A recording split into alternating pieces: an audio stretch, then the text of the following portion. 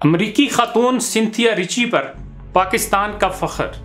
जिस दिन यह समाजी राब्ते की वेबसाइट ट्विटर पर पाकिस्तान में टॉप ट्रेंड चल रहा था, उसी दिन हमारे दोस्त अब्दुल्ला खान ने इस पर एक आर्टिकल लिखा और कहा कि यह फ़ख्र पाकिस्तान दुनिया भर में पाकिस्तान की रियासत के तशख़्ख़ुस की मिट्टी प्लीत कर रही है। मुझे उन पाकिस्तानियों की ज़हनी हालत पर हैरत, ताज्जुब और अफसोस हो रहा है जो सिंथिया को फ़ख्र पाकिस्तान साबित करने के लिए सोशल मीडिया पर जिहाद करने में मसरूफ़ है। फिर उन्होंने कहा कि कबल इसके कि मैं मज़ीद कोई बात करूं, ये वजाहत ज़रूरी समझता हूं कि मैं पीपल्स पार्टी के बदतरीन नाकदीन में से हूं। मैंने पूरी ज़िंदगी में जुल्फ़कार अली भुट्टो की जितनी मुखालफत की शायद ही किसी और सियासी शख्सियत की हो। इसलिए खुदारा मुझे पीपल्स पार्टी का हामी मत समझिएगा। मेरा जीना मरना सिर्फ पाकिस्तान के लिए है और मैं ये सतूर इसलिए लिख रहा हूं कि सिंथिया रिची पीपल्स पार्टी की आड़ में पाकिस्तान को बदनाम कर रही है। सिंथिया की हमायत या फिर पीपल्स पार्टी की मुखालफत में पागल हुए पाकिस्तानियों, 2 मिनट के लिए मेरी बात गौर से सुन लो। समझ आ गई तो ठीक, वरना जो आपने करना है उस पर मेरा इख्तियार नहीं। जरा तसव्वुर करें कि आप दिल्ली में हैं और एक कट्टर पाकिस्तान मुखालिफ इंतहा पसंद हिंदू आपको ताना मारता है कि आप पाकिस्तानी तो ऐसे मुल्क के बाशिंदे हो जिसका वजीर दाखिला मुल्क आई हुई मेहमान खवातीन की इस्मत दरी करता है। आप इसका क्या जवाब देंगे? लंदन में कोई गोरा आपको कहता है कि तुम पाकिस्तानी ऐसी गंदी कौम हो कि जिसके ऐवाने सदर में खवातीन के साथ दस्तदराजी की जाती है, तो क्या आपको शर्मिंदगी नहीं होगी? कल न्यूयॉर्क में कोई पाकिस्तानियों पर आवाजें कसता है कि पाकिस्तानी ऐसी गंदी कौम है जिनका वजीर आजम मुल्क में आई खवातीन के साथ छेड़छाड़ करता है, तो आपकी क्या हालत होगी? क्या आप ये कहकर जान छुड़ा लेंगे कि वो पीपल्स पार्टी के रहनुमा थे? क्या दुनिया आपसे ये पूछने में हक बजानब नहीं होगी कि ऐसे लीडरों को वोट देने वाली पाकिस्तानी कौम की इखलाकी हालत क्या होगी? खुदा के लिए ब्रेक लगाकर सोचें कि सिंथिया रिची ने अब्दुर्रहमान मलिक, मखदूम शहाबुद्दीन और यूसुफ रजा गिलानी पर जो इल्ज़ामात लगाए हैं, क्या वो पाकिस्तान की रियासत को आलमी सतह पर कटहरे में खड़ा करने के मुतरादिफ नहीं? कोई अकेली सियाह खातून क्यों पाकिस्तान आना चाहेगी जब उसे इस बात का पता चलेगा कि सियाहों को वीज़े देने का इंचार्ज वजीर गैर मुल्की खवातीन की इस्मत दरी करता है? सिंथिया ने पीपल्स पार्टी की आड़ में पाकिस्तान की मिट्टी प्लीत करके रख दी है। इससे पहले एक और अमरीकी सहाफ़ी क्रिस्टियन फेयर यहाँ आई थी। यहाँ फ़ौज की आला तरीन क़यादत तक उसे रसाई दी गई। सब समझते रहे कि वो बहुत अच्छी खातून है, पाकिस्तान और अफवाज पाकिस्तान का बहुत बेहतर इमेज दुनिया के सामने पेश करेगी, क्योंकि उसने अपना एतमाद बेहतर करने के लिए पाकिस्तान के हक़ में बहुत लिखा और बाद में अफवाज पाकिस्तान के ख़िलाफ़ किताब लिख मारी। सिंथिया रिची ने पहले पाकिस्तान की तारीफ़ें कर करके अपनी एक साख बनाई और अब दुनिया को पाकिस्तान की ये तस्वीर दिखा रही है कि पाकिस्तानी हुक्मरान गैर मुल्की औरतों की इस्मत दरी करते हैं। अब्दुर्रहमान मलिक पर 10 साल बाद रैप का इल्ज़ाम बेहूदगी की इंतहा है। सिंथिया रिची से कोई पूछे कि 10 साल क्यों चुप रही? उसे कौन सा खतरा था कि वो बोली नहीं? उसका कहना है कि उस वक्त उसामा बिन लादेन का मसला चल रहा था। अगर ये बात थी तो ये तो उसके हक में थी। उस वक्त अमेरिका पाकिस्तान से सख्त नाला था और जरा ये खातून मुंह खोलती तो अमेरिका को तो बहाना चाहिए था उस वक्त पाकिस्तान को आड़े हाथों लेने का। अच्छा, फिर अगर उस वक्त वजीर दाखिला ताकतवर था तो 2013 के बाद क्या हुआ? आप इतने साल क्यों खामोश रही?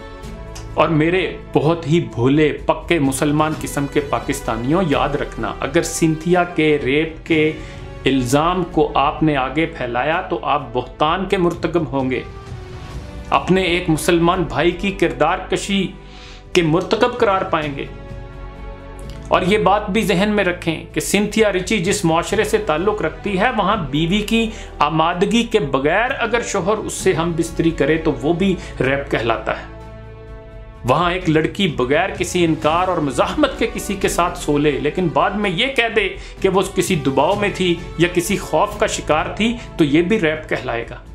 अब्दुर्रहमान मलिक, यूसुफ रजा गिलानी या मखदूम शहाबुद्दीन में बहुत खामियां होंगी, मगर वो मुसलमान हैं और हमें उनके बारे में इस तरह के इल्ज़ामात को बगैर परखे महज मफरूज़ों की बुनियाद पर तस्लीम करके अपनी आखिरत नहीं गंवानी चाहिए। अपनी सियासी पार्टी को सपोर्ट करने के लिए या उसके नैरेटिव को स्ट्रेंथन करने के लिए किसी मुसलमान पे आप कीचड़ उछाल दें तो इसका मतलब है कि आपको आखिरत का कोई खौफ नहीं, खुदा का कोई खौफ नहीं। सिंथिया से कोई पूछे कि वो किन राजों के हसूल के लिए उस वक्त के वजीर दाखिला की खलवत में गई थी, वो ऐवान सदर किस मकसद के लिए मौजूद थी, और अगर पीटीआई वाले या कोई और ये समझता है कि सिंथिया ने सिर्फ पीपल्स पार्टी को बदनाम किया है तो याद रखें ये आपकी सबसे बड़ी भूल होगी। क्रिस्टियन फेयर की तरह ये भी सबके पोल खोलेगी। बल्कि अली सलीम ने तो बता दिया है कि सिंथिया ने उन्हें कहा कि इमरान खान भी उनके साथ ताल्लुकात रखना चाहते थे। अब्दुल्ला खान कहते हैं कि मेरे दोस्त अख्तर अब्बास का ये तबसरा रह रहकर याद आ रहा है कि अरबों को तकसीम करने के लिए लॉरेंस ऑफ अरेबिया जैसा काबिल बंदा भेजा गया, जबकि हम पाकिस्तानियों को इतना कमतर समझा गया कि हमें लड़ाने के लिए 2 टके की छोकरी भेजी गई। आज जिस सिंथिया की हमायत और मुखालफत में पाकिस्तानियों को आपस में दस्त बगिरेबान देखता हूं तो दिल खून के आंसू होता है। हम तमाशबीन कौम बन चुके हैं, मुल्क का तमाशा बनाकर मजे से देख रहे हैं। खुदारा पाकिस्तानी बनकर सोचें और इस रिची वाले फरेब से निकलें। इस खातून ने हमें लड़ाकर चले जाना है, लेकिन जो लोग इसे फख्रे पाकिस्तान बनाकर पेश कर रहे हैं वो शर्मिंदगी से अपनी उंगलियां चबाएंगे और हमेशा ये चाहेंगे कि उनके इस कारनामे का इल्म उनकी औलाद को ना होने पाए कि औलाद क्या सोचेगी कि हमारे अब्बा जान एक गोरी के इशारों पर नाचते रहे और पाकिस्तान को रैपिस्ट स्टेट साबित करने में एक गैर मुल्की की मदद करते रहे।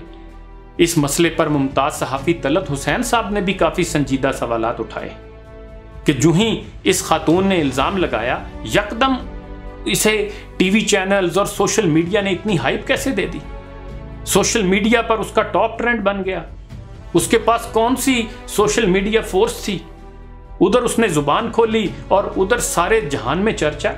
अब इल्जामात साबित हों या ना हों, चंद सियासतदानों की इज्जत तार तार करने में तो उसने अपनी तरफ से कोई कसर न छोड़ी। यानी एक तरह से सियासतदानों को तो बदनामी की सजा मिल ही गई। इसमें किसका फायदा है सोचने की बात। फिर उसने मरहूम बेनज़ीर भुट्टो पर भी घटिया इल्ज़ाम लगा दिया, जो अब कब्र में सो रही और जवाब देने के काबिल भी नहीं। जैसी भी वो थी, लेकिन वो इस्लामी दुनिया की पहली खातून वज़ीर आज़म थी। हम इतने क्यों गिर गए हैं कि एक अमरीकी को इतनी खुली छूट दे दी है कि वो हमारे 3 वज़ीर आज़म को गंदा करार दे दे, और हम टक टक दीदम दम न कशीदम की तस्वीर ही ना बने, बल्कि आगे बढ़कर उसे फ़ख्रे पाकिस्तान के खिताब से भी नवाजें। मुल्क पाकिस्तान के आला तरीन और कौमी सलामती के अदारों में भी उसकी आनियाँ जानियाँ देखी जा सकती हैं। आखिर ऐसी मशकूक किरदार की हामिल खातून को इतनी खुली छुट्टी क्यों दी गई? आखिर क्यों? पाकिस्तान में वो हेल्थ मिनिस्ट्री के कंसल्टेंट के तौर पर आई और उसके लिए भी उसके पास कोई क्वालिफिकेशन नहीं थी। फिर वो कहती रही कि वो ब्लॉगर और फिल्म मेकर है, तो आखिर वो पीटीएम, पीपीपी, नून लीग और एमक्यूएम जैसी पार्टियों पर बात करने के लिए सियासी एक्सपर्ट और स्ट्रेटेजिक एनालिस्ट कैसे बन गए? किसने उसे ये एतमाद दिया? किसने उसे ये इख्तियार दिया? सोचने की बात है। वाह मेरी कौम तेरे हुस्ने कमालात की खैर। फातिमा जना गद्दार और सिंथिया रिची फ़ख्रे पाकिस्तान। खिरत का नाम जुनू पड़ गया, जुनू का खिरत, जो चाहे आपका हुस्न करिश्मा साज करे। अगर आपने अभी तक हमारा चैनल सब्सक्राइब नहीं किया है तो फौरन इस सब्सक्राइब के बटन पर क्लिक कर दें और साथ ही बने बेल आइकन पर भी क्लिक कर दें, ताकि हमारे चैनल की तरफ से आने वाली तमाम लेटेस्ट अपडेट्स आप तक बर वक्त पहुंच सकें।